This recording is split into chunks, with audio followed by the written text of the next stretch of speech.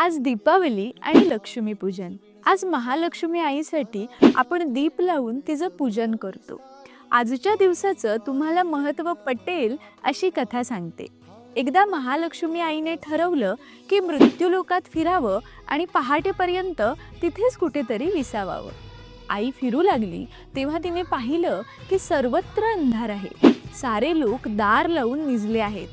फिरता फिरता तिने एका छोट्याशा झोपडीत दिवा पाहिला. एक म्हातारी आजीबाई दिवा पेटवून चरक्यावर काम करत होती. महालक्ष्मी आई त्या झोपडीत गेली. त्या आजीबाईंनी तिला विसावायला अंथरूण दिलं आणि ती पुन्हा कामाला लागली. काम करता करता तिचा डोळा लागला. सकाळी तिला जाग आल्यावर तिने पाहिलं की तिच्या झोपडीचा महाल झालाय आणि संपूर्ण महाल सुख समृद्धीने भरलाय.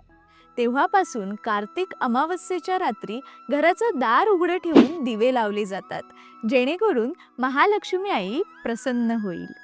खरं तर त्या कथेचा फक्त इतकाच अर्थ नाही की महालक्ष्मी आईसाठी फक्त दिवे लावल्यावर ती प्रसन्न होईल. या कथेचा अर्थ असा आहे की त्या आजीबाईसारखं दिवस रात्र जो कष्ट करेल त्यावर महालक्ष्मी आई प्रसन्न होईल.